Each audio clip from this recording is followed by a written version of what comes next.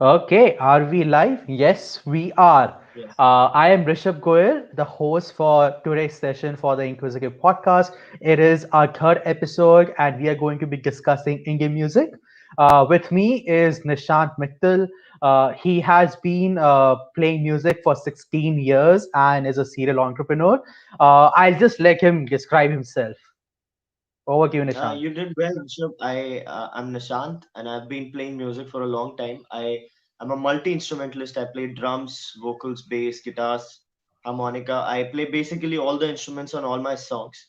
And music aside, I've been an entrepreneur. When I was in college, I started my first company, and then I'm now building my second company. My first company, Testament, was did over $1 million in revenues cumulatively. We were covered by Economic Times and Your Story and stuff. And now we are building this health focused company which is called Spot Health. And let's see where it goes. All right, best of luck, best of luck. And the one thing that I want to add to this illustrious introduction is, do you see there's like a bunch of guitars, but also behind that there are a bunch of books. And Nishank has a podcast where he discusses and basically interviews interesting books. So if you're interested in it, definitely do check it out. I will add his podcast to the description. So, Nishant, thank you so much for joining in. I do want to preface everything by how I met Nishant or how we met each other. It's a really cool story. Last year, 2019, 2020, me and a couple of friends went to Garam Court to celebrate New Year's, and Nishant had come over with his friend Abhishek, if I'm not wrong, for performing at the hostel we were at. We loved his performance. I think he played one song, indie song. Can't recollect, but it's one of those songs that I love when it plays. Smashing Pumpkin song. I just can't recollect the name, but it's one of those songs I love playing, and I just listen to it when other people play because I keep forgetting the name. But we loved hanging Mhm. out, and again we went trekking and everything, and stayed in touch ever since.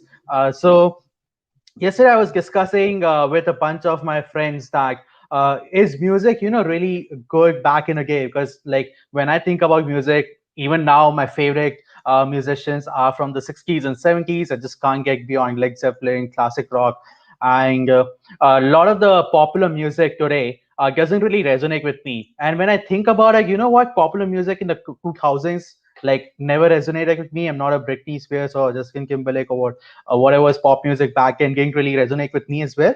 So I guess the question is like, fundamentally, do you think that music was better back in the day and the music right now is not just as good as it was earlier?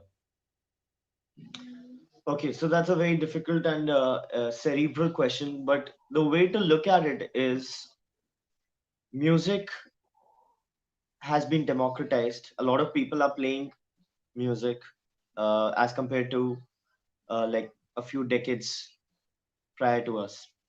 What Mm-hmm. happens with quantum is that quality obviously reduces because there can only be so much of good stuff. As there's a law which says 90% of whatever comes through from the crowd is shit. So first was the quantum was less as compared to what we're experiencing right now. Due to Mm-hmm. that, the exposure which those songs got was way higher than exposure which current set of music will get or gets. So what happens is when Mm-hmm. music gets exposed more often, it's played more regularly, it sticks. And when it sticks, it gains a sense of familiarity with the person. And when it Mm-hmm. gains a sense of familiarity, it's hard to understand or appreciate new music. So why Led Zepp and why let's say Cream or Beatles or uh, I mean, Leonard Skinner, whoever you like from the 60s or 70s, they are still relevant is not because people have not played music since then, played good music since then. It's because those guys never got the exposure that Led Zepp will get, uh, has Mm-hmm. gotten and will get. And due to which, the sense of popularity also changes. So let's say Led Zepp was popular then, and it had a share. It had a sense of values, which was not sensationalism, which was not instant gratification, which was patient listening. It was serious listening as compared to what we listen to right now, because the attention spans have decreased. So, with time, with decreasing attention spans, what has become popular is not exactly patient listening or serious listening or good music, quote unquote, whatever it means. So, the definition of popularity and how it has changed has also changed the definition of quality as far as music is concerned. This is the second reason. First is exposure, which the earlier music got, which this music will never get. Second is popularity and quality, and how the definitions have changed. And third is the diminishing financial values. So what happens is internet has screwed the music industry forever, right? People used to pay for music. Music was a product. As you can see, there are six guitars hanging here, the drums here, there's a violin, there's like lakhs and lakhs of equipment which is in my room right now. It's not free. The time I've invested on music is not free. The recording studios which I've had to hire to produce my music, they didn't come for free. But music is free, right? It's free on the internet. Everybody can listen to it without paying jack shit. So that's not a valuable or a nice financial proposition. So if anybody wants to become a musician, he knows that he can't earn uh, chicken shit as a musician, which sort of pulls away people from the industry itself. Like, who would want to be a musician, knowing that his songs will be streamed for free? So I've had like 20,000, 30,000 hits on Spotify. One of my songs has over 10,000 streams. Spotify owes me like 25 cents or 50 cents. Like, that's 35 bucks. So it's bullshit. It's a bullshit platform, and internet, but in principle, has irrevo- irreparably damaged music industry. So now what you're seeing is people who are not, who have nowhere else to go, they will pick music as a career in place of people who had a lot of options, but they were so talented and they still went with music. So now what you see is people who either are not worried about money, they are rich people playing music, or people who just can't do anything else. So the kind of talent we attract, as far as the industry is concerned, is also decreasing by the day because of the economic structure of music. So that's Hmm. another reason for the decline of music quality, if there's something like that, in my opinion. This Got is it. my happy Got opinion. it.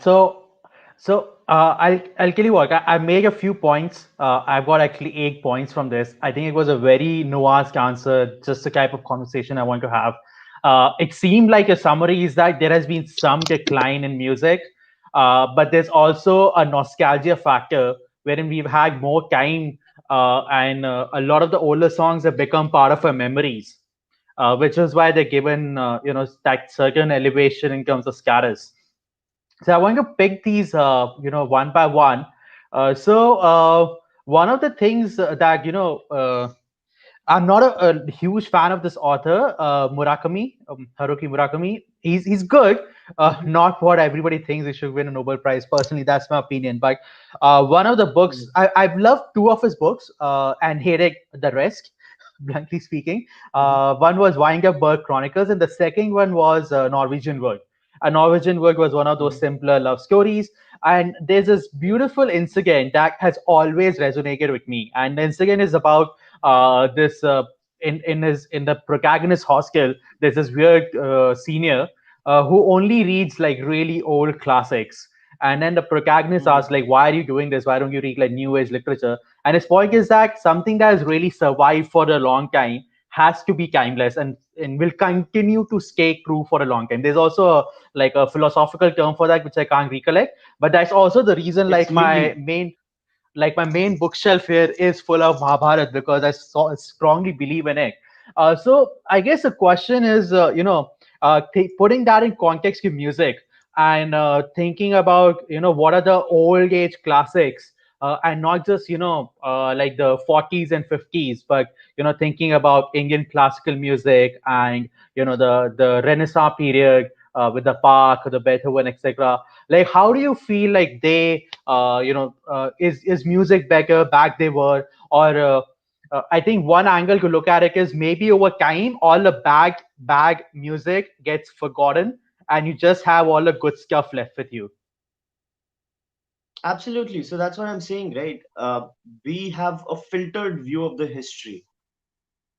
Hmm. So, we have a very, so if you look at, people really appreciate the kind of music Bollywood made in 60s and 70s and 80s and stuff.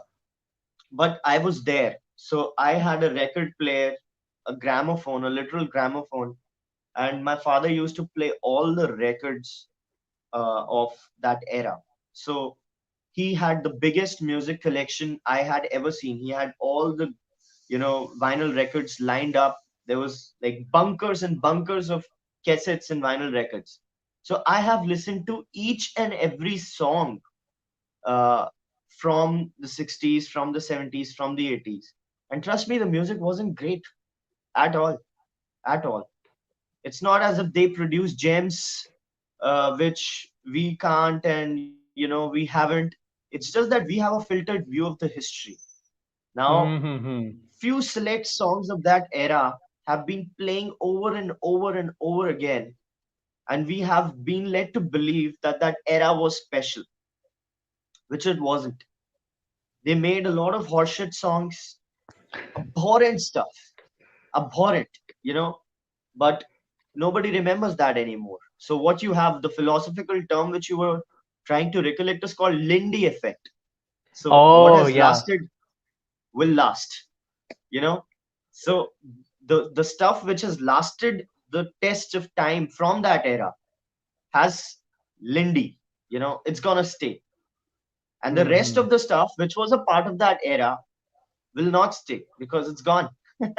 So let's say, Yeah. let's look at 80s. When you look at 80s was a horrible time for rock music. It was all glam metal stuff, and hair metal. Bands like Motley Crue were considered good, so you can Judas imagine. Priest.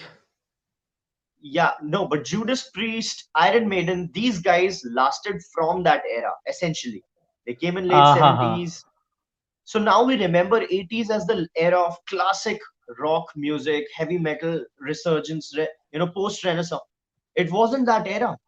It was a disgraceful era for music, but which led to the rise of grunge actually. Yeah, But Nirvana what really we broke it have, off. yeah. So what we have right now is a filtered view of history where we remember the greats of that era who were extraordinary. Iron Maiden is, they are gods of music. So is Megadeth, so is Metallica, so is Judas Priest. All these bands from 80s, but they didn't represent 80s in entirety, right? 80s had bands like Motley Crue, which were good. Kiss was another great band, but a lot of bands which were hair metal, glam metal, people were so disgusted with that kind of music. That's why they started playing grunge in the early 90s. That's what that led to the rise of grunge. But we don't remember that era. The reason is Hmm. that we have a filtered view of history which only remembers things which have lasted uh, you know uh, time, which have passed the test of time. And this is what's going to happen with this era as well. So what's there's a saying, what's the uh, most nostalgia is a great drug. What's bigger than a generation being nostalgic about a generation ago? That always lasts. Have 90s you people seen really the love the 80s. I'm sorry. yes, sorry to interrupt you, but have you seen this movie Midnight in Paris? It's a Woody Allen movie. Midnight. Oh, yes, yes, yes. Midnight in That Paris. Yeah, so that's the whole crux. So this guy, played by the protagonist, he goes back in time every night, and he falls in love with the nostalgia of the 20s, and being part of a Picasso, Dali, uh, Fitzgerald, and falls in love with the ex-lover of Picasso, and then he just wants to go back and live in that era, and the girl he fell in love with wants to go back to era even previous, like I think 1870s or something. So yeah, it's just nostalgia is a drug. You're absolutely spot on. Yeah, so that's the play. I mean, what's bigger than nostalgia for the previous generation, right? Right now, we are all crazy over 90s, and it's not that 90s were a great time. They had their own moments, but we love Yeah. 90s because we have a filtered view of the history. Correct, correct, correct, correct. So there's also one, thing I want to mention, and perhaps you might have comments there. So I think there's a book, it's mentioned in this book. I hope it is right. It's by Charles Duhigg, which is on Power of Habit, and he talks about Mhm, this song which I used to love, and he kind of ruined that song for me. Hey Ya by Outkast. Okay, I used to think it's like a really cool hip song, very different vibe. It's got a rap, but also a lot of pop. And basically, like Charles Duhigg talked about, how initially the song did not do well at all in radio. It didn't do well as a single, and then the publishing company or record company or label company, whatever is the right term, what they started doing was they sandwiched it between two really popular songs. Okay, so mhm, that way they kind of hacked the brain psychology. Oh, I like the previous mhm, song, and I this was an mhm, okay song, but I also love the next song, and it just tricked the people to believe that this is a great song, mhm. and then yeah, it's now an all-time classic. Yeah, so this is Uh, called programming 101. This has to happen. This is how concerts are picked up, artists are picked up. When, let's say, if I'm an indie musician and Pratik Kohar is huge, and I'm not like Pratik Kohar, but I sound like in that zone. So uh-huh. record labels are gonna look at me and they'll decide that, okay, let's pick this guy. He's gonna open for Pratik Kohar, and when they're playing my songs on the radio, or let's say Spotify is picking up my playlists, they'll place my songs right up there if they want to promote me. And enough people who listen to Pratik Kohar will start getting introduced to me, and I'll be huge. So this is programming 101. This is what people do all the time. It's been there since the beginning of music industry. I've Correct, read that book correct. also. It's there, Power of Habit. Yeah, I love that book. Of Yeah, yeah, it's quite a cool book. Cool book. I also want to talk a bit about, you talked about how there's more quantum of music, and Mhm, I want to explore two angles here. So I'll just mention both, and you can answer as per your, what makes sense. So first of all, is what is the reason why the quantum has increased? Because we also talked about it's not the most well-paying job anymore. So what are the reasons? My hypothesis is that the cost of publishing music has reduced significantly. Anybody can publish from their home. To just my hypothesis, and like would love your comments. That's one. The second is that I love that concept. Again, keep very bad with names. So 90% of anything is crap. I think that's a literal term said by that philosopher. And mhm, the point is, if the quantum increases, then the 10% of that pie, which is actually good, will also increase, right? So effective from mhm, absolute magnitude, you would expect mhm, more good music to be present today. mhm. Yeah, but what? Okay, so that there's no denial. You said it right. Music costs have come down, production costs have come down, distribution costs have come down. It's all zero. So it's the barrier potential is low for anybody to become a musician right now. In fact, people don't even have to learn instruments anymore. They just can sit on a fucking laptop and program all the stuff. So that's why people are listening to more music. People are coming out with more music now. Uh, Regarding the quantum, as I said, music is not something which can stand on its own. So music Mm. needs distribution. The more important cousin of music is distribution. Great music, great music might not go anywhere if it's not distributed. So when you talk about the 10% which is great, you might not you might not ever come across that kind of music because it's not distributed. And also distribution not in the absolute sense that you're going to have more eyeballs. distribution in context. I'll give you an example. You watch Scam 92, right? The show. I should, but I haven't. Okay, so you must have heard that melody, which is very popular now. The na na na na Ha na ha na. ha, yeah, That's yeah, yeah. You can't yeah. So avoid it. it's a you can't avoid it. So why is it so popular? Not because it's a very great melody. It's a Because when you're very watching it's a India Australia matches, they were just playing it, and after a point, you just accept it's good music. yeah, it's good music, but the context in which it was put was extraordinary. So, since you've not watched Scam 92, you won't probably connect with this. But there are a lot of songs in Scam 92 which have gained cult status now. And some of these are Kabir Doha led songs. Now, I've heard much better renditions, extraordinary renditions of the very same Dohas, of the very same, poems. When I used to listen to as a kid listen to the early morning shows in these spiritual channels, but they never got that context, so they'll never be that popular. In fact, you won't even find those songs anymore. you know what matters in music is the context in which it is distributed. So let's say Got it. Khwahish is a song which people like right now. Khwahish is one of my songs, and Acha Hua is one of my songs which people really like. They genuinely like. It's like in 100 kind of personal playlists, right? But let's say tomorrow if Khwahish comes out as an OST or as a part of a very famous web series, with a good setting of actors reacting to the song, the same Hmm. song which has just got 10,000 streams right now would be a cultural movement tomorrow. The same song, you know. So it's not the song alone. A lot of people can write songs, a lot of people can make songs, good songs, but it's distribution which changes the name of the game and the context Got in it. which the song is distributed. So that's that.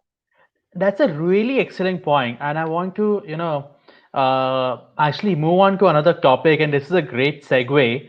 And we'll come back to some of the elements as we discuss along. So you talked about basically good music needs vehicle. Okay, and right now I see some songs suddenly becoming popular because of TikTok trends. Like I had no idea why am I listening this, but they just keep playing in some music background or something just because of someone starting a dance move or something. Music depends today a lot on different other aspects, dance, videos, movie, etc. And historically in India, and I believe even now, music is primarily determined by Bollywood. Bollywood kind of defines what music is in India. Like a great example is there's this a rapper called Broda V.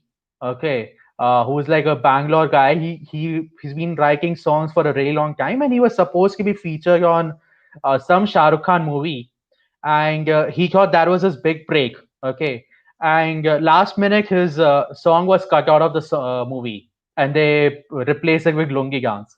Okay, first of all, he got really upset because he actually wrote. He's a Kannada, but he knows Kannadika, but he knows Tamil, so he wrote from the local language perspective. And it's just hard luck that you get cut out. And he's never like if I imagine right now, it's been almost 7, 8, or maybe 10 years since uh, Lungigans, and Gaga hasn't achieved any level of popularity had he just had his one song featured in Bollywood. And and it's just kind of it just kind of harkens back to the whole debate that happened around Sushant Singh Rajput, that there's a lack of to me and to a lot of people, there seems to be a lack of democracy in Bollywood, wherein they don't really like when other people come in.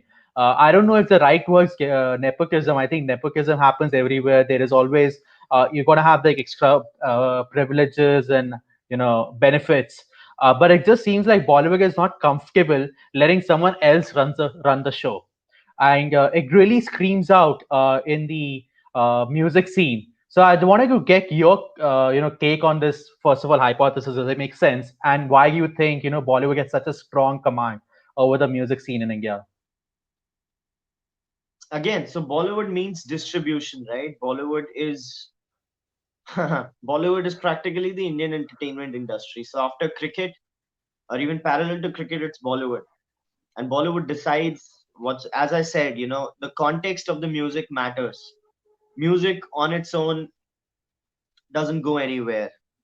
So let Rarely me give a it very goes specific anywhere. example then. So I'd like to give a very specific example. So A.R. Rahman, okay, he has a strong brand name. Okay, he prefers going to US and teaching at Berkeley than actually making music in India. And he's come on statement and said that I'm not getting exciting projects to work on. So why can't he just go and create his own album? And it's a wide enough business. You know, there are enough people who are willing to invest and build their own distribution networks. Second is like because of Spotify and everything, how much ever we may not love the product, but we have to realize like after Napster, the industry realized like customers are not going to pay money for listening, and such kind of model had to perhaps come in. Like I don't know if there's a better solution for this, but because of Spotify, your distribution costs also go down significantly. So anybody wants to come in can actually start distributing. So Spotify actually has a bunch of podcasts that have bought up and play as originals. So why can't Spotify tomorrow create their own label in India and just get AR Rahman signed on and create their own distribution system? No, so they won't pay, right? They won't pay. Even if they pay, it's not. So A.R. Rahman or any music composer from India, they do not stand on their own. Just imagine, right? Sonu Nigam is a great singer. He works hard. He's a hard-working musician. Has been there for like decades. He can't float his albums on his own. His albums don't go anywhere. Look at Chanda Ki Toli. It had great songs. Where did it go? Hmm. People make their albums all the time. Luckily, he's cool right now, but who gave a shit about Rastaman? Nobody. Did you know that there was an album called Rastaman? I was into Lucky Ali before it was cool, but nobody bought his albums. Nobody. I So I met people Lucky don't Ali once buy in the albums. airport lounge, and I had no idea Oh, who he was. Later on, I realized he's Lucky Ali.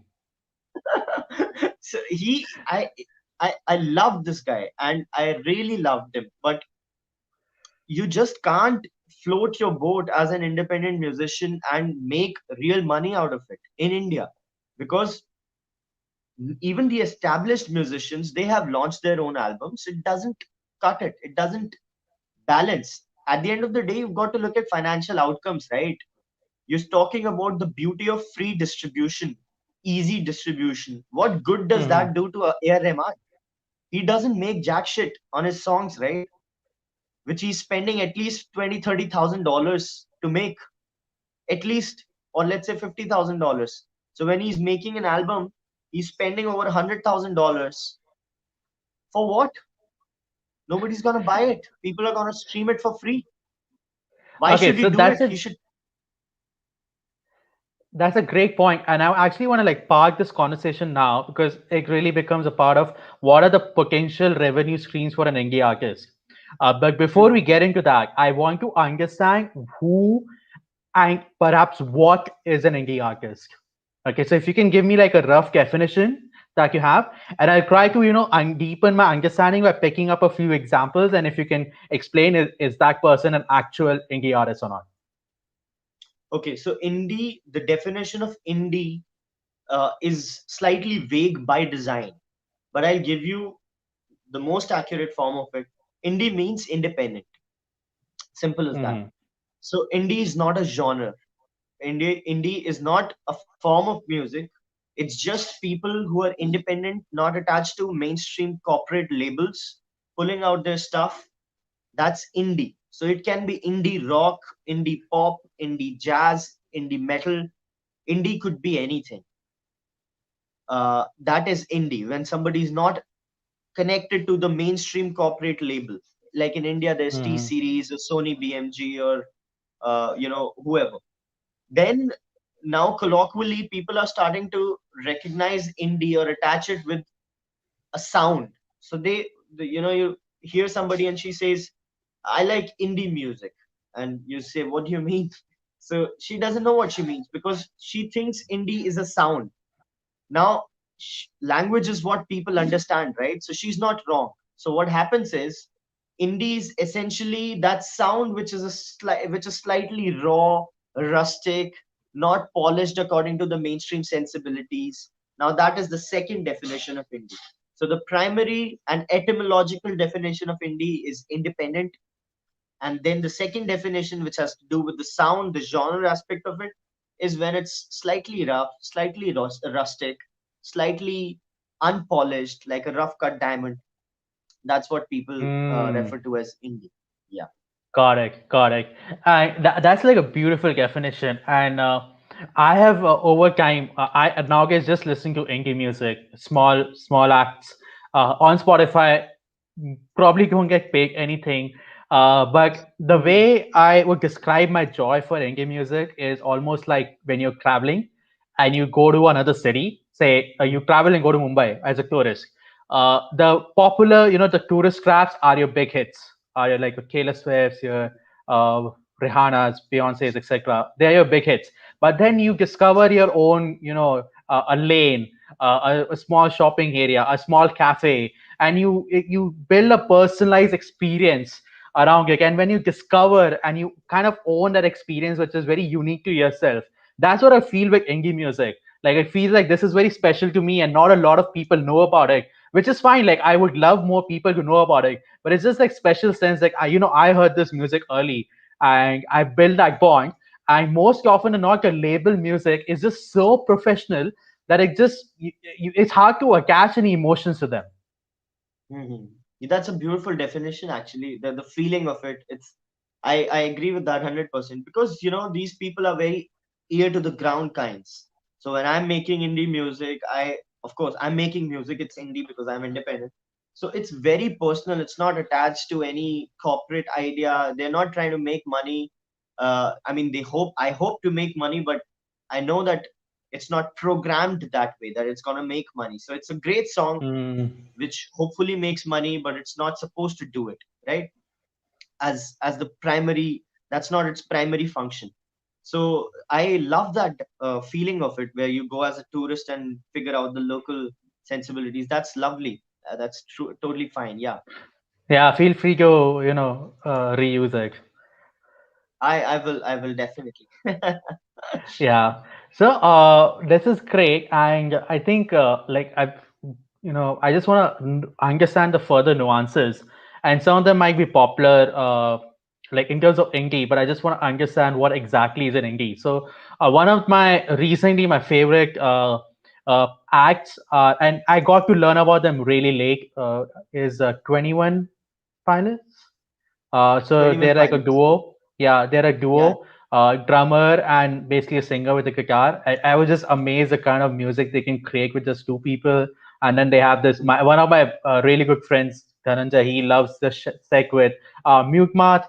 So really got into it, and I was surprised to learn they even learn Grammys. In fact, one of the Mhm. songs recently that they published during the pandemic lockdown is like the longest running song of all time. You can still go and watch on YouTube. It's just been playing on loop since almost 10 months. So, are they have gained a lot of popularity and success, but are they still indie because they're not attached to any major label? Yeah, yeah. So indie is not supposed to be confused with unpopular. Indie could be popular. Oh yeah, Yeah. So indie can be popular. It's just that indie is not attached to, it's independent. So indie music is supposed to go popular. So grunge was indie early 90s, but then it got picked up by major labels.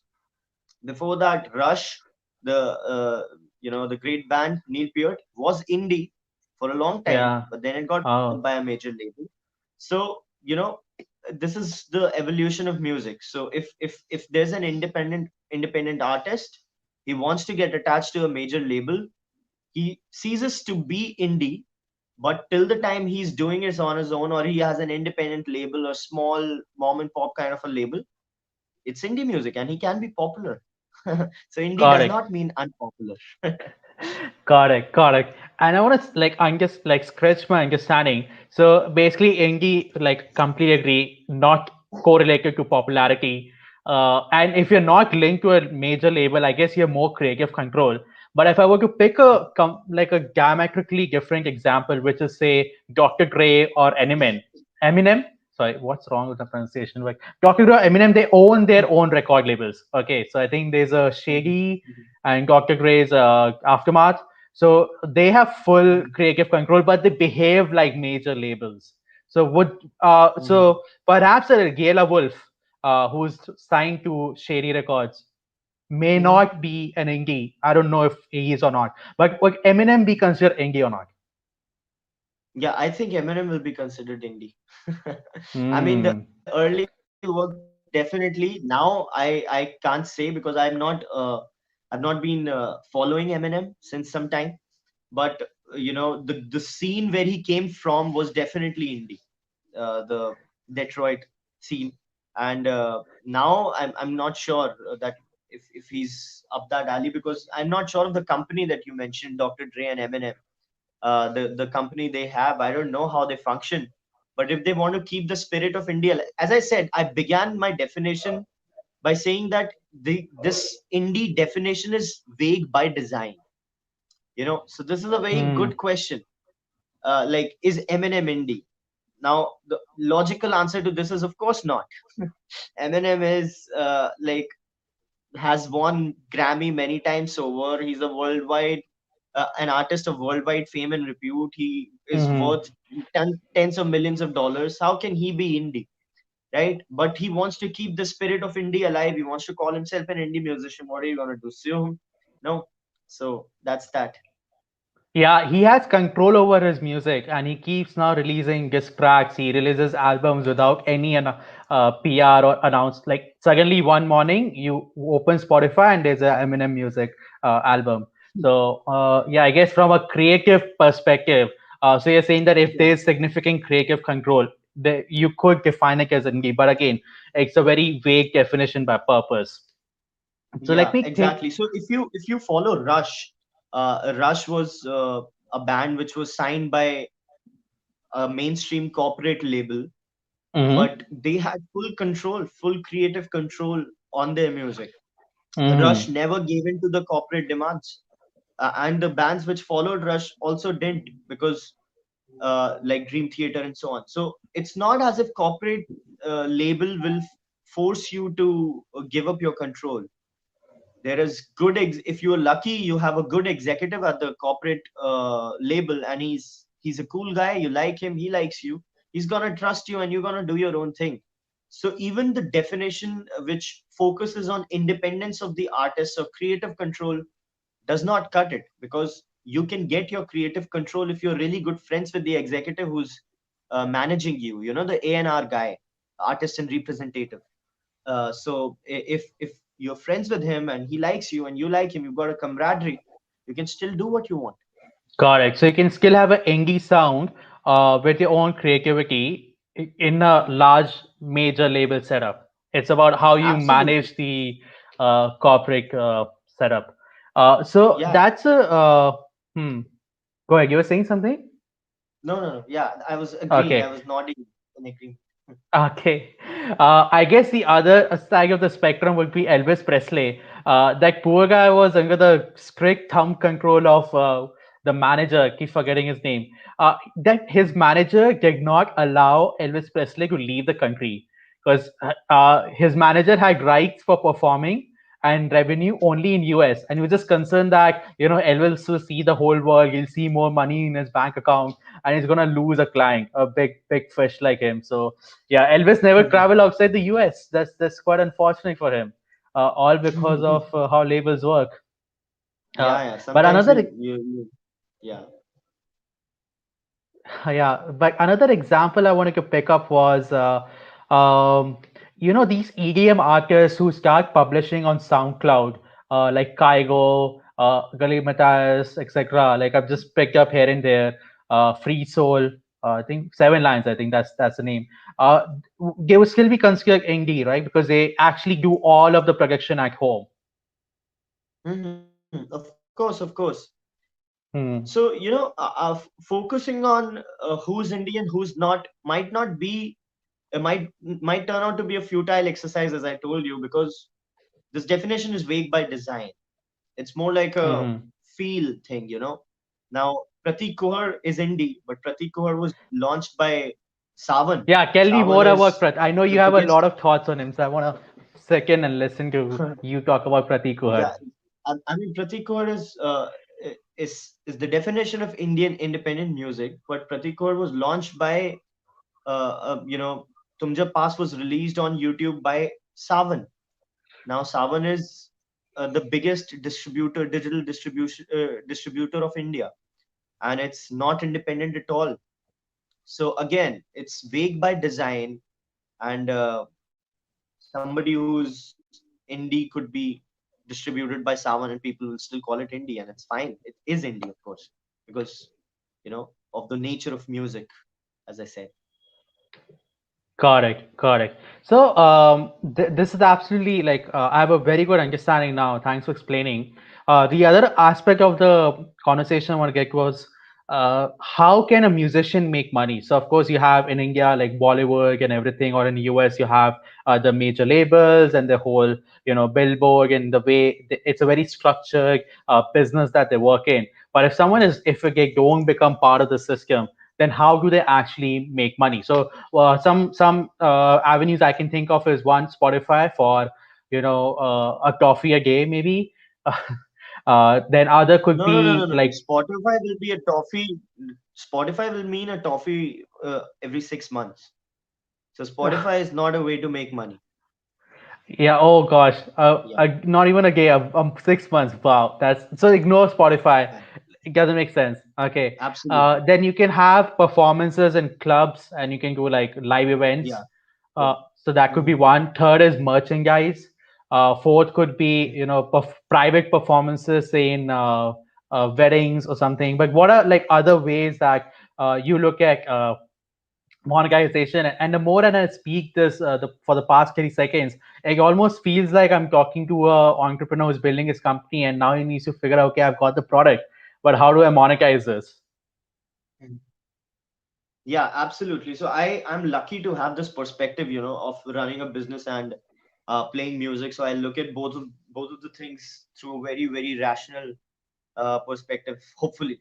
So what I've realized is that musicians have the only way majority of musicians can make money is by live performance.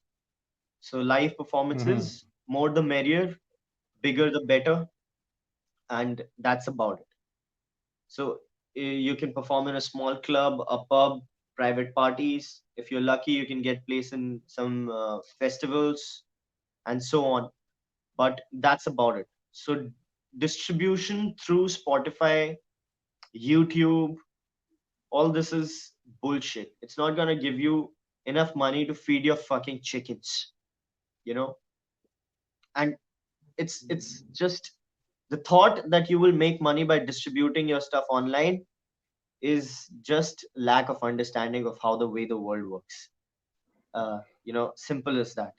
Now, majority of musicians are gonna go that way, but a few lucky ones have bigger shots. Few lucky Hmm. ones get attached to uh, mini series. People who are distributing their stuff on OTT platforms. The Hmm. small web series, the small documentaries, the movies, independent movies, the cinema, which is put on OTT platforms and so on, and documentaries and stuff. And even fewer of those people are going to be very lucky that they're going to get attached to Bollywood, the mainstream cinema. So the hierarchy of making money as a musician in this country is number one, live performances. Number two, get programmed in some sort of cinema, documentary, OTT, independent cinema. Number three, the top of the pyramid is get programmed in some sort of music, mainstream cinema. So that's how musicians can make money. And the rest of the things, the YouTube following and the Spotify following, all that is a means to get yourself better live shows, more programming, and so on. So all that is a means to do that. It's not a means to earn money, not at all. Correct, correct, correct, correct. So ultimately, you want to get noticed by people who can pay you for music, and your listeners are not going to do that. It's the Yeah, producers yeah. of shows or like the live music scene. So I had a couple of questions there. The first one is like I know COVID guys like if badly affected live music, but overall, what do you think about the Indian music scene and how likely is it to rebound and do better in the future? Live music is already back, so I've started doing gigs. So people don't give a shit about COVID anymore, and that's a good news. So, so the live music is back. I think we're gonna have full blown festivals very soon, uh, a big wave or not. So live music is gonna be back, and people are starting to get business as usual about music live performance. So that's cool. Yeah, and COVID screwed Yeah. that up. So brought the live music down to zero. So I was doing gigs before COVID, and then for a full year I didn't do a single gig. Uh, and that's pretty much the same for every musician. And these online gigs and these Instagram lives, they don't pay jack shit, but you've got to do it sometimes. You're playing alone anyway in your room, so let's play for an online audience. So that's that. Hmm. But m- the future of indie music is just gonna be the same it was. In fact, if the future of music itself is something that we're gonna be, it's gonna be very interesting, because if you follow tech, you're gonna know Vinod Khosla, right, the founder of Sun Ventures. Now, And a big Vinod investor, Khosla, especially in climate. yeah, yeah, yeah. So Silicon Valley. Vinod Khosla says that we're going to listen to programmed music, AI kind of music. Now, in 10 years down the Hmm. line, he says everybody's going to listen to music from AI, produced by AI. Now, you might find the statement very bizarre and ludicrous, prima facie, but when you get into it, you're going to realize the depth of it. Because what's happening is people are starting to listen to music which is in accordance to their mood, which they always did. But the kind of music which they've started listening to is EDM, and this kind of music, which is essentially sampled music prepared on computer screens, right? It's not going to be hard for an algorithm to program that music at all. So and music is mental programming, right? So if you want to listen to something in accordance to your mood, if you want to feel good, just gonna push a button, an algorithm, the algo will be making that cheerful up, onwards and upwards kind of a music. And so the future of musicians per se looks to be a little bleak. It's already fucked, That but it's gonna be even difficult, even more difficult. Wow, wow. I did not know this, but now that you speak, it just makes a lot of sense because there's a common meme that, oh, I'm paying this much money to attend a concert run by a laptop, by a MacBook. Uh, so that's the meme, but I think it overall represents the fact that a lot of music is now sampling different types of music and putting it together into a loop. Like one of my favorite musicians is FKJ, French Kiwi Juice. He just and like some of his best songs, what he does is he's like someone like you plays a lot of instruments. So he'll create a song and he'll play for an instrument A and he'll record it, he'll put it on a loop so that it becomes part of the background, and then he'll play a second instrument and over the theme of the music of the song, he'll actually create and fashion out a whole song just by him playing different instruments at various points of time and looping them together. And you're right, if Hmm. if we can do it this way, very soon an AI will be able to just pick up samples from here and there and create music. Furthermore, I've also picked up that a lot of songs tend to be very similar and based on the same scale. Like a happy song is based on a certain scale, a sad song is based on a certain scale.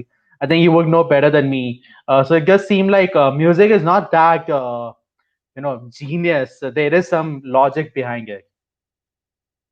Yes, so of course, as far EDM music is not genius. So music, as when you talk about blending different instruments, forming lyrics, writing some meaningful prose, which is metaphorical and symbolic, and which has depth, and that is very complicated. It's even for today's algorithms. But EDM is simple stuff. So EDM is Hmm. easy. EDM is like you got a scale, you got a beat, you just got push a button, create an arpeggio. Arpeggio is like ting ting ting ting ting ting ting ting ting ting ting ting ting ting, right? So that is an arpeggio. You put up a beat, tick, tick, tick, tick, tick, tick, tick, tick, and tick, tick, tick, tick, tick, tick, tick, tick, tick, tick, tick, tick, and that's an entire EDM kind of a scene, right? So it's gonna get played, and then you're gonna have some crescendo moments, and then you're gonna fall down. So EDM, I mean, I could sit down with a programmer, and we could come out with a code which can churn out some good EDM, and I'm sure it's already done. And I've heard music produced by machines, and it sounds just the same, as good or as bad as the music which is produced by people, as far as EDM, because the nature of that music is repetition, long duration stuff. So it's gonna get replaced very soon. Hmm. It's Hmm. about how many Got. people adopt to that kind of music. Now, my friends who used to be very big fans of rock music have started listening to EDM. And if that change happens on a scale, people who listen to that kind of music are going to change the dynamics, the economics of the entire industry. Because then there'll be more people listening to EDM, then they'll be the ones who will be listening to regular kind of music, the songs, the ancient songs, the real songs, right? So when that happens, it's going to be very difficult. And you're right, it's just a laptop and a guy, and he's doing tick tick tick tick tick tick on a live stage, and it qualifies for a performance. So definitely an algo can take his place. Sooner or later, it will. Hmm. Yeah, I hope it makes us value jazz because that's what I love about that genre. It's just so extemporaneous. And I would be surprised if AI is able to come up with jazz. Yeah, so again, music differs. Everybody loves different kind of music, but jazz is extremely extemporaneous, and it's also very dynamic. And but what cannot be replicated by machines is usually voice and lyrics. The quality of the voice, the emotion which is put on, the lyric element of it. So if you're talking about instrumental jazz, which is Hmm. basically series of extemporaneous changes as far as time signatures are concerned, put with drums, sax, bass guitars, cello. I'm sorry, bass guitars and guitar, right? That can be done by machines. You just got Oh. to change time signatures. Yeah. So if you're talking about instrumentals, it's very simple for machines to program jazz, because what you're talking about is just a few time signature changes every now and then. But when you bring voice into play, lyrics into play, now that is human sensibility, which right now the algorithms haven't figured out. I'm sure they will in Hmm. future, but it's still some time to go. But instrumental jazz, consider it done. Oh wow. Okay. My one takeaway is of course like instrumental jazz. That was a learning for me. But the takeaway is like anyways in music, there's this gulf between the lead singer and the rest of the band. Like a prime example would be Maroon 5, where every like most of the people know who have heard Maroon 5 would know the singer Adam Levine, but I don't think 95% of the population would be able to who knows Adam Levine would be able to name any other person in the band. And now that we're talking about, you know, you can actually make everything on the background programmable. Then I guess the only core competency that humans really add additional or creative value is voice Yeah, and lyrics, yes. and So lyrics. when Oh you're yeah. yeah, yeah. So what happens is that even in I used to play with a band, and our vocalist used to be the thing, and people used to identify us through that vocalist. I didn't used to sing then, but then he left music, and I had to come and sing. So what always happens is that people identify music with a voice, and with what that person is saying with that voice, right? And if that goes out of the window, if you're talking about instrumentals or even pop music where voice is basically just an auto-tuned repetitive phrase, right? So it's going to be replaceable. And there's a reason why voice is so prominent and people associate with more vocalists, because instrumental skill becomes a commodity after some point. After you've played, like I've played music for 15 years, I can do on guitar what most people can do on guitar. So there's not much difference as far as level of skill is concerned. Then there comes Hmm. feel, where I can do something on the solos which somebody perhaps cannot. But unfortunately, what you're looking at is an industry which does not have guitar solos anymore. So Yeah. now the cult of the lead guitarist goes out of the window because nobody listens to guitar solos. So what's left is this guy, this vocalist. you know, that's about it. Yeah. And that's what happened with Gosh. Adam Levine as well. The songs were structured of Maroon 5 in a way where they were vocal prominent, lyrically prominent, and that's why the entire band. The same thing will happen to Coldplay as well somehow, if at all, because the music is so vocal driven, lyrics driven, that vocalist is bound to get more of the spotlight. Yeah, yeah, and yeah, just chime in. Like for some reason, I've never been a fan of Coldplay. I don't know why. I've not been able to put a finger on why I don't love Coldplay. Uh, yeah, I've just never been a fan of them. Like they're okay music for me. I really appreciate the fact that when they formed as a band, they make a pledge like they'll never engage in drugs or any of those things which are popular in the music industry. So for that, I appreciate them a lot. But just never got into Coldplay. I don't know why. Maybe if you have some insights, let me know. The other thing I want to quickly discuss was, and this is something that came up to my mind with the autoplay, sorry, the auto tune thing. Is the barrier to entering as a vocalist really diminishing? B is with lesser attention of span, like lesser attention span. Do people actually have time to pay attention to lyrics? And the worst example I want to give to put like some imagery is Dhinchak Pooja, like who I don't know what she does, but she's still able to get views and you know get attention, get noticed. So what happens is people are not listening to words and lyrics anymore. That's why you're listening to the kind of songs you're listening to in Bollywood and elsewhere. People don't want to listen to. So even in indie, if you can call it indie, what's popular is Ritwiz, right? Now Hmm. that guy doesn't sing. That guy doesn't have words, right? It's just a bunch of sampled sounds, right? So people are by definition going away from those things. That's why Vinod Khosla is right? They might just be listening to program sounds only in a few years down the line, because people do not have the attention time and the patience, as we began the conversation, the patient listening, Hmm. the time that needs to be given to something. So uh, you know vocalists, the barrier to entry for a vocalist has gone down to zero now. If Salman Khan can sing a song and it can be appreciated, it's done. It's the game. They won. We lost. The battle is over. Everybody can sing now, and it's a fact. So my buddy who produces my music also produces other people's music, and he shows me the vocal tracks that these guys send. It's off scale, it's off tempo, it's everything is off, and he somehow manages to correct it, and it sounds like a song.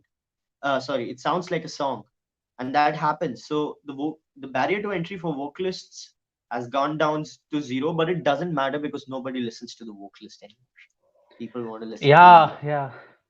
I think this is like it seems like a slightly bleak future, but talking in a slightly more optimistic note, which will segue into a topic that Nishant and I have discussed privately a lot, and very excited to discuss it today as well, is this whole new genre of meme songs. So this guy called Yashraj Mukhote comes up with a song every month which is like a 45-minute song, picks up dialogues, puts it into an auto tune, puts in like some 45 minutes of his song. own 45 seconds, sorry.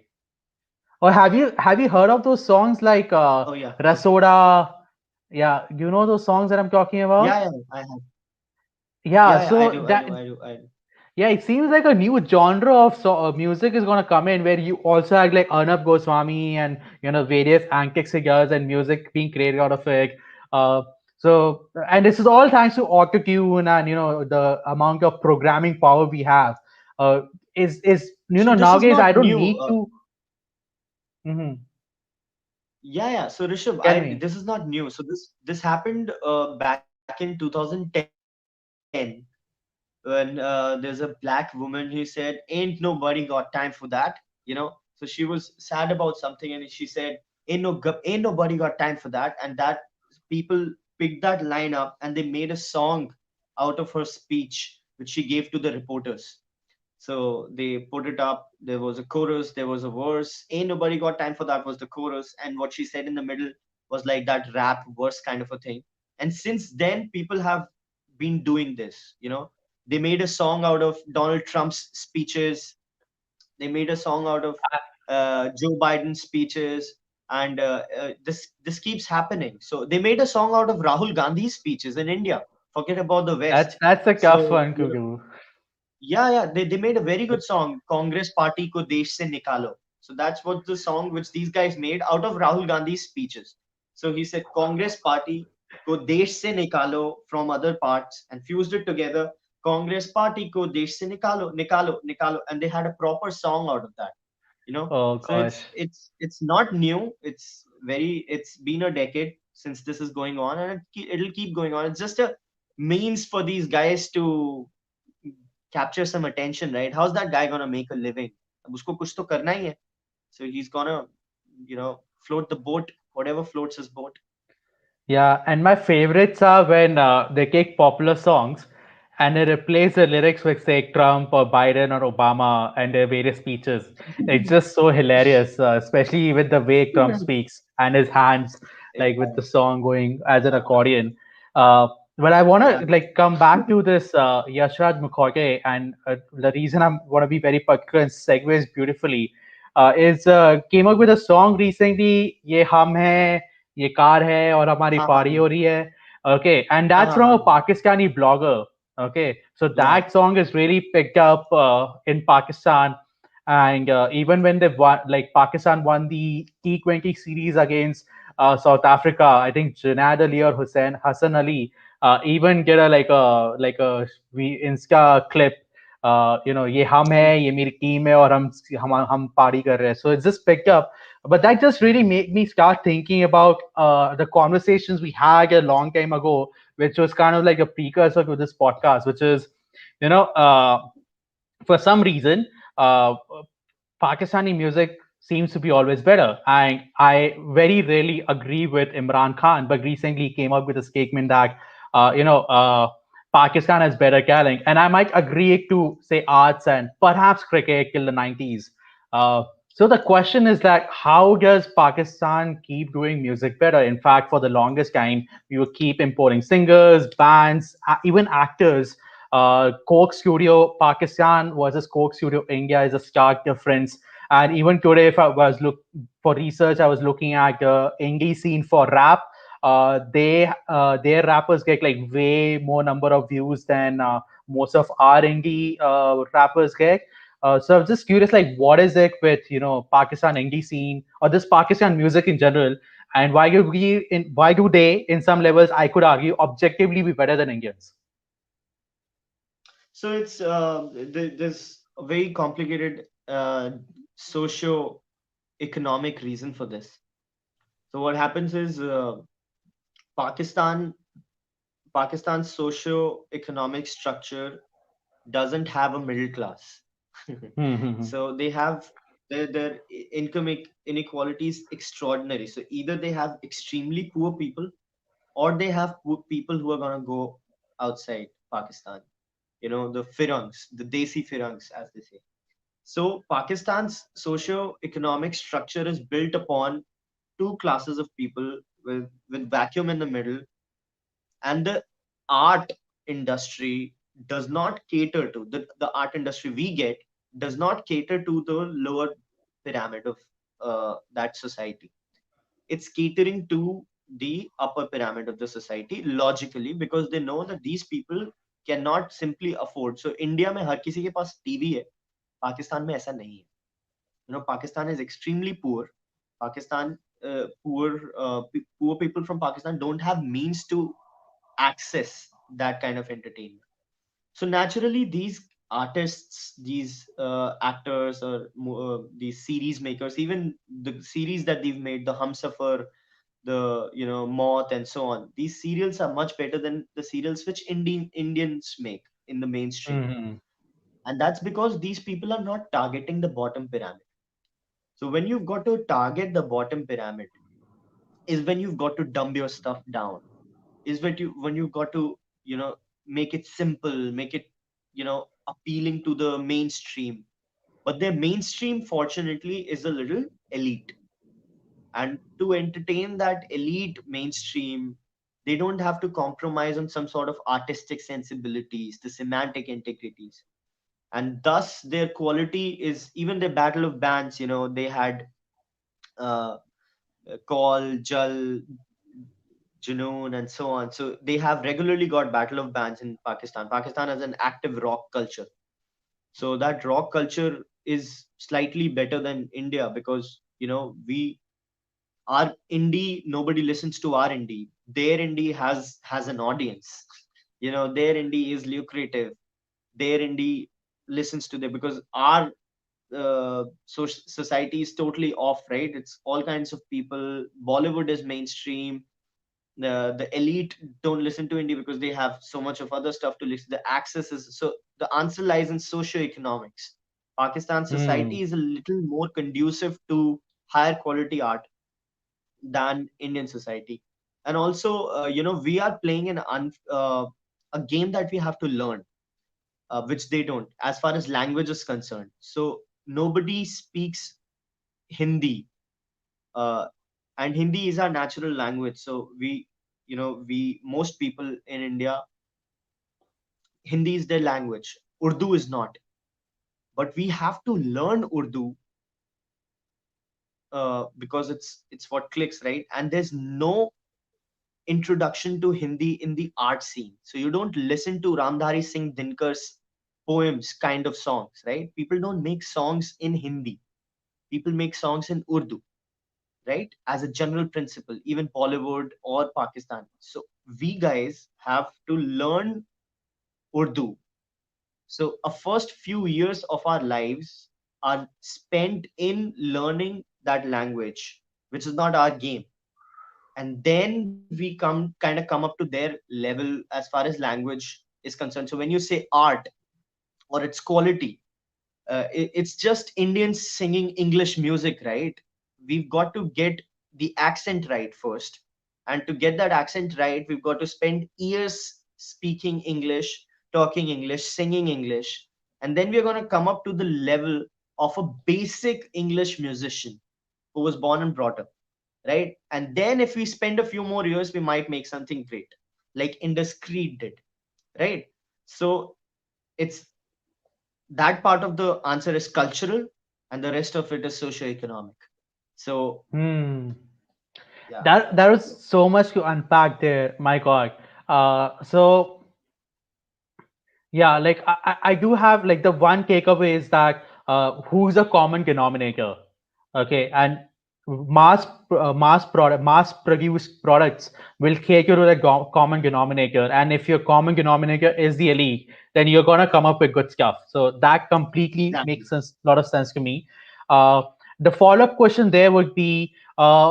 I mean, it sounds like Pakistan has their own strata going on, which is great, but India is, by stats and everything, a significantly higher economy, both in terms of per capita and GDP. And given the sheer gulf in the population, shouldn't India, by definition, also have like a larger top class?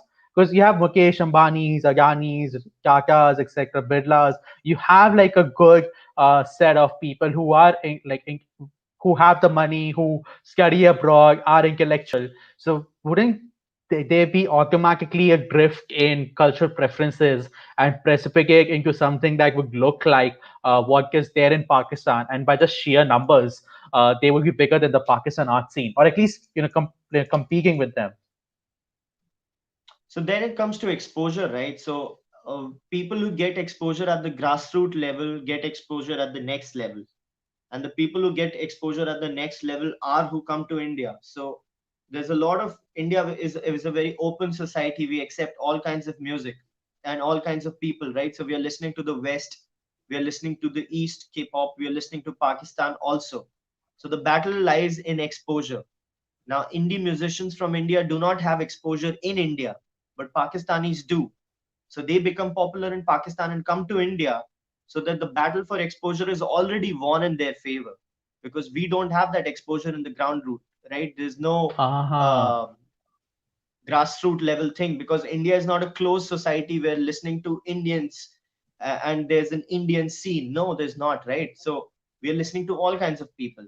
So the fight is for the eyeballs, which is already won, because these guys have that grassroots level. They don't listen to uh, I mean, a lot of people, they have relatively closed societies, so they shelter their, they have a sheltered ecosystem of these people which is growing, and by the time it grows, it actually uh, travels overseas, and then it's a lost battle for most people. But Got it's it, changing. got it. Yeah, it, you know what? It almost sounds like the challenge that is faced in football. So India, I was Asia. actually gonna say that. I was actually gonna say that, but you said it. Yeah, yeah. No, it's exactly like problem. Like in India, nobody watches the local leagues. They all watch EPL or La Liga. And how will the Mhm. local leagues grow if nobody's paying attention to them or no, they're not able to monetize because nobody, like, they are not able to monetize any attention. They don't have any attention. So yeah, that seems like the That's same problem. exactly that was the analogy I just left out, because I thought it would be a slightly off the mark, but you said it. That Nahi, nahi, just took words out of my please, please be as off the mark as possible. This conversation has mouth. been we to be honest, like, we came up with a structure, and this has actually been absolutely off script. Like, we've just gone with the flow, and it's been a great experience. The other thing that actually shook me, and my jaw was partially hanging, was that you basically are saying that Indians, okay, have to learn a new language, be it Urdu or English. Mhm, Okay, mhm, it's gonna take time for you to learn that language. Then you're gonna take time to develop vocabulary and develop mastery in mhm, the mhm, essence of the language. And I think the only thing comparative left is the emotion you can evoke with the words mhm, and the poetry in your lyrics. mhm, And then you mhm, are completely, as you said, 10-15 years behind. So my question is twofold. A, what the hell is this country doing? Okay, why are local talent such as the person who said Dinkar, why is the local Ramdhani talent, the Singh. local, yeah, why are people not getting exposed to that? That just does not make any sense to me. Okay, a, like, why are we not appreciating our own culture and our own background and our own past? That's one. And the second thing is, uh, like, if we are an indie musician, okay, and yeah, gives us creative control, we're not bound to any regulations thing. What is stopping indie musicians in India to create music in Hindi? Why do they need to create I'll music give you in an answer English for or that. Urdu? Yeah. So I for a couple of years in my music journey, I made a pledge to myself that I will make songs in Hindi, like in Sanskritized Hindi, right? Which was absolutely the game. But guess what? I couldn't write a song for those 2 years, because there's no example to look up to. There's absolutely no example to look up to as far as that indie sound is concerned, that Hindi sound is concerned, because Hmm. people do not and music builds on music. Okay, it's not something that you come out of the blue. So if you have Rammstein, then you're gonna have people who will play more or make more German songs. If you have Jal, there's gonna be a next generation of people who's gonna make uh, that kind of music, that Urdu music, But if you do not have a starting point or reference, you're not gonna be able to make stuff. And I spent 2 years uh, just I wanted to do to Hindi what Rammstein did to German, which is make people want to learn Hindi, so they listen to it. But that couldn't happen because there's no reference point. But I have not given up on it. There's a band called Nigam Bodh which did it, but it is off the rails now. But I am actually optimistic about an artist who's so off, because it sounds very cool. Somebody who's singing a song in a language which nobody really sings. It's going to be very different.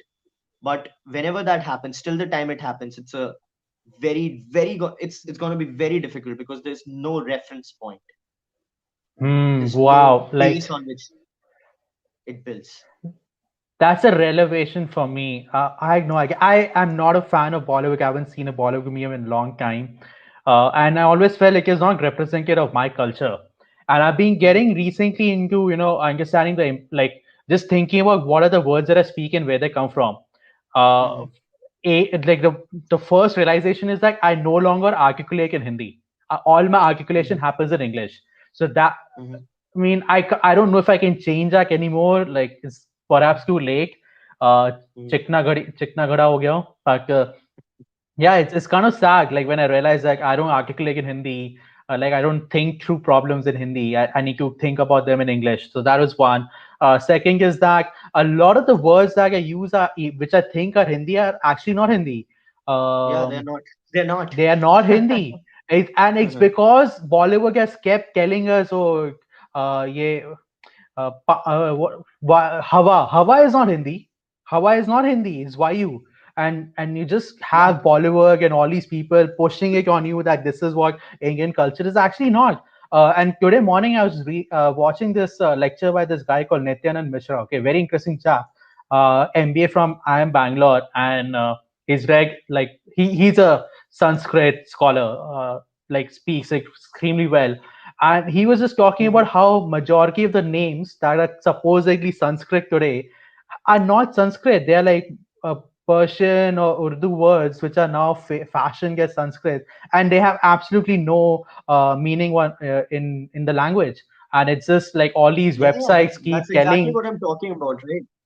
Yeah, that's exactly what so I read a lot of Hindi as well. As a general principle, I try to read Ramdhari Singh Dinkar, Sharat Chand, Premchand, and so on. So these guys, whoever I can, I try to do that. And so I read Hindi, and it's a beautiful language, but it's extremely niche. So when you go to real clished Hindi, you're not gonna you're gonna be amazed that we don't speak any of it at all. And what we are speaking, uh, you know amongst ourselves, is a mix of a lot of language, which hampers the art that we make. Because जो हमारी चलती फिरती भाषा है, जो हिंदी है, जो हम बोलते हैं, वो अगर आप वैसे ही म्यूजिक करोगे, फिर आपको वही लगेगा कि वो इट्स बैड म्यूजिक, और it's not as good as somebody who's speaking clear, beautiful Urdu. Because उनका that culture has been very, they speak a language and they know it, and they speak it well, so it becomes, it's a beautiful language, Urdu. And that's what happens. But we don't do Yeah, that, and because we don't have a language that way.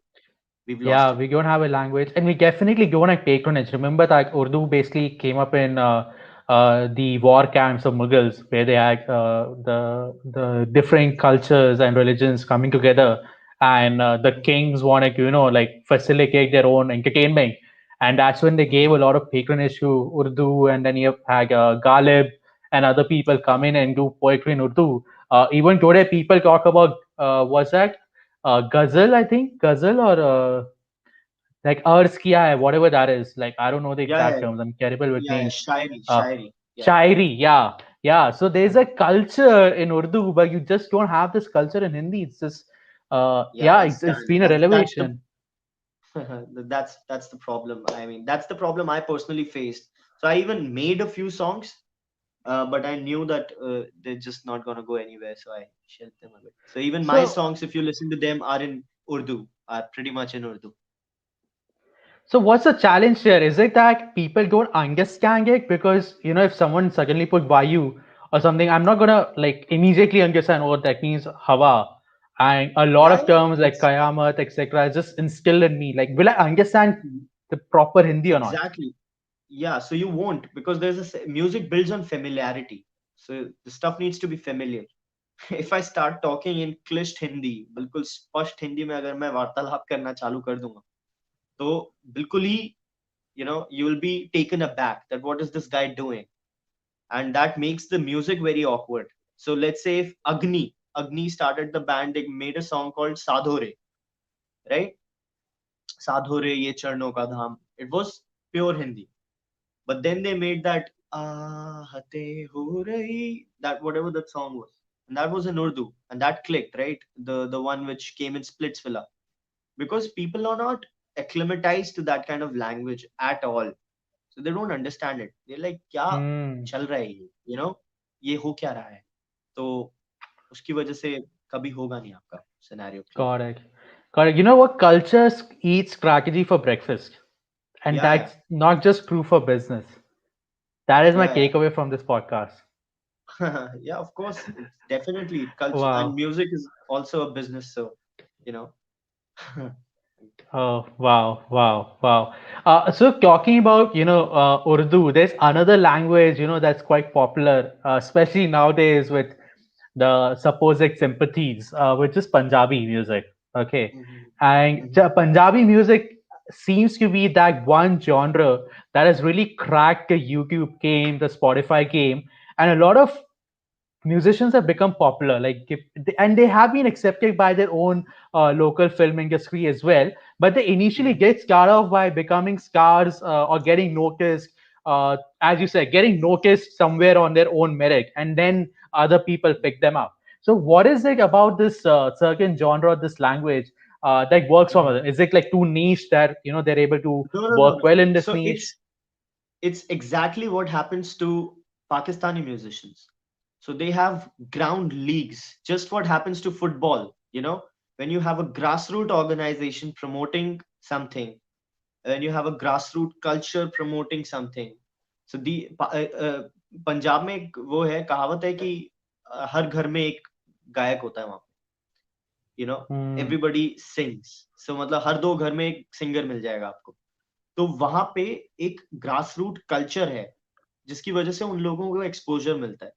फिर जैसे sports में होता है उस exposure में से कुछ कुछ कुछ लोग बहुत आगे निकल जाते हैं और उनका क्रिटिकल मास भी इतना होता है. और पंजाबी पंजाबी कल्चर भी काफी रेलेवेंट है मेन स्ट्रीम इंडियन कल्चर में भी, कि वो फिर कैटेपल्ट कर देते हैं मेन स्ट्रीम कल्चर में पंजाबी को. और फिर वो एक Yeah, बेसिकली बहुत ही ऑर्गेनाइज्ड स्ट्रक्चर है एग्जैक्टली जैसा पाकिस्तानी म्यूजिक का है इंडिया के लिए. got Pakistani it. Music same चीज उर्दू के लिए करता है और पंजाबी म्यूजिक सेम चीज पंजाबी के लिए करता है. So good for Punjabi music that they have that kind of an organizational, cultural, grassroots, you know, movement.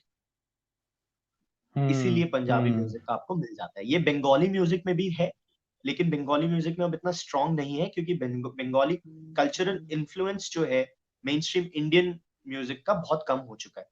तो 60s 70s में बंगालीज के साथ ये होता था जो अब पंजाबी के साथ हो रहा है. Because that was that. Yeah, Kolkata used to be the like, financial center of India till I believe CPIM came into power. Yeah, but that's And a very sorry. fair point. I think the left came into power, and then a lot of the business houses were their headquarters were in Kolkata, like Birla's. Even Tata, I think, was based in Calcutta initially, and they moved to Bombay. So it used to be the financial capital of India. Two things really rocked them hard. First was the partition. So a lot of the fertile land, the was became a part of Bangladesh, and also culturally they became divided. So again, culture street strategy for breakfast. Oh, I think Nishant dropped off. Let us see what happened. Let me message him. Oh yeah, he's back. He should Oh yeah, be I'm so back. sorry. I'm Yeah, so no sorry. worries, no worries. Yeah, yeah.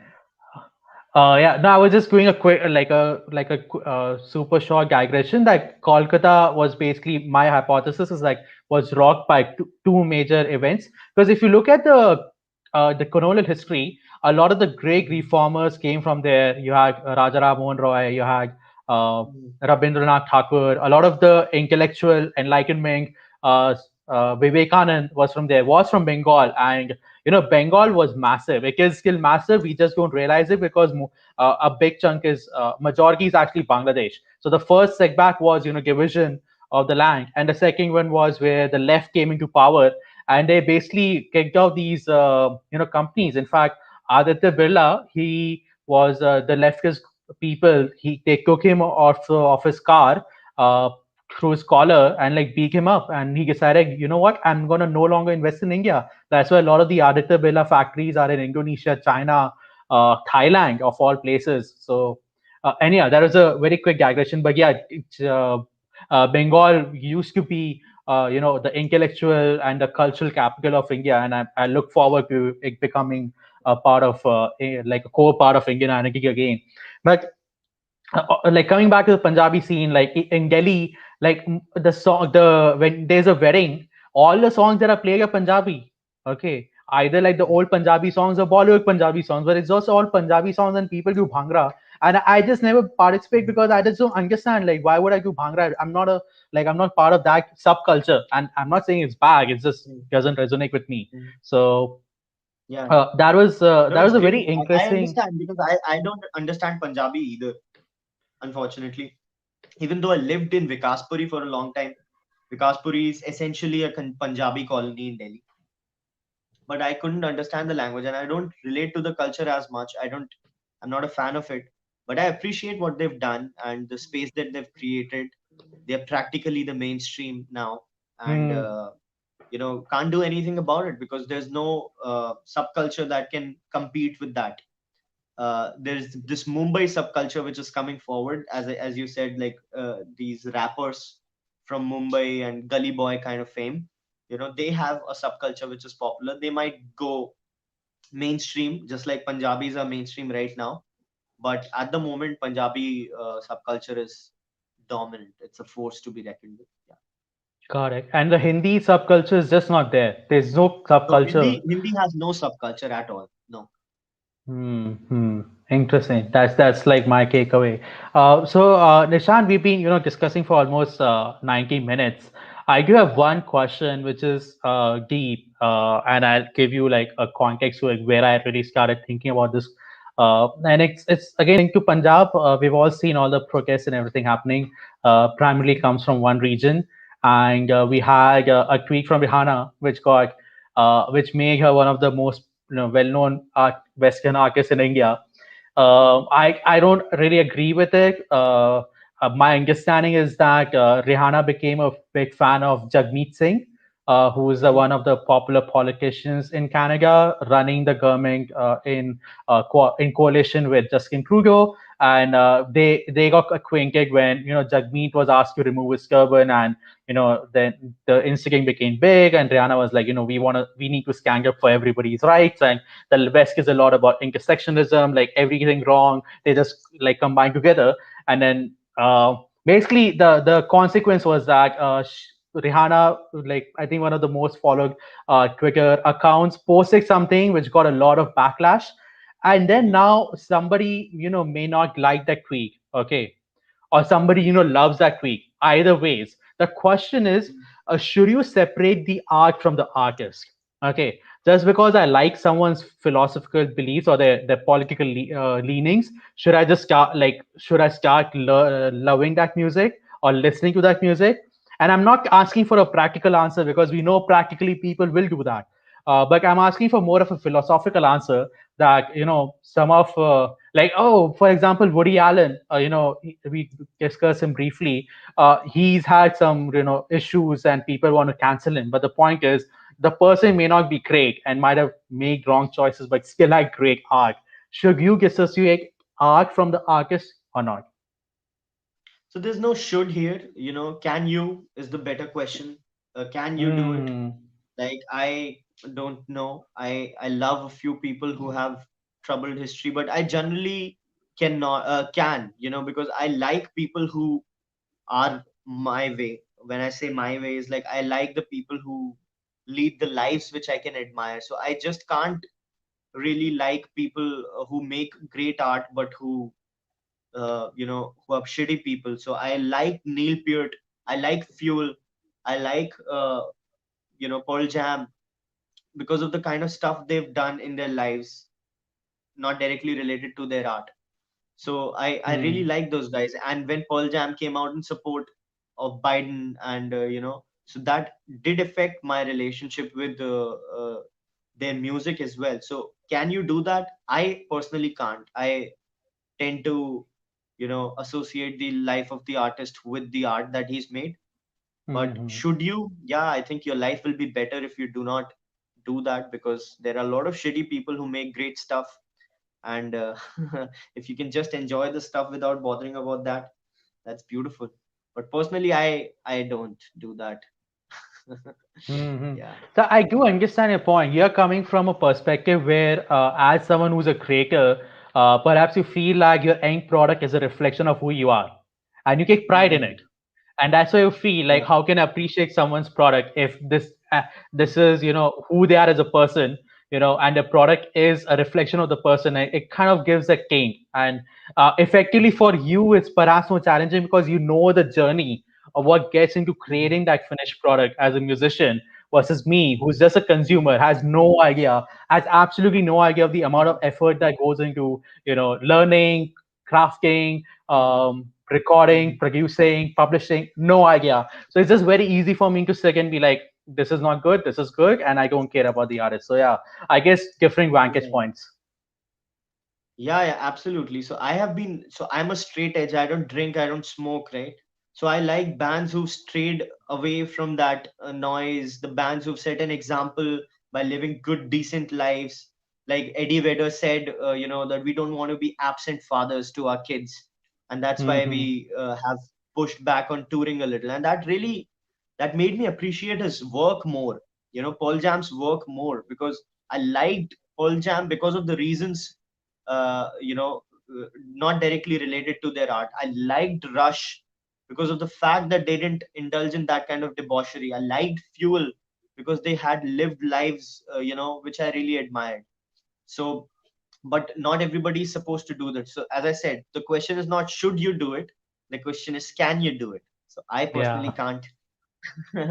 And All right. yeah, that's the play. That's a great note. So can you dissociate yourself from the art and the artist or not? And on that note, we're going to conclude this podcast. Nishant, thank you so much for taking your time this Saturday to chat through this very interesting topic. I want you to succeed in both of your entrepreneurial activities, Spot Hill as well as your music scene. And trust me, I'm here to be as a support as much as possible. I will be putting in Mhm. Thank links you. to actually both, actually three things. Spotify, whichever link you prefer, I'll put that in description. I'll put a link to Spot Hill, and I will put a link to your podcast on books. So that is Oh, one of thank you. my aspirations. So inspirations to think about podcasting. So it's just a Mhm. pleasure to have you on board. Thank you so much, Rishabh. You're so kind, so sweet, and it was always nice talking to you. It didn't feel like a podcast to me. It was just a regular conversation, which I always had with you. It was that conversation, just recorded. So very nice. Thank Brilliant. you That so was the much. whole objective. And lots of learnings for me, lots of learnings. Thank you. Thank you, Rishabh. All Take right. care. Please take care. Have a good one. Bye.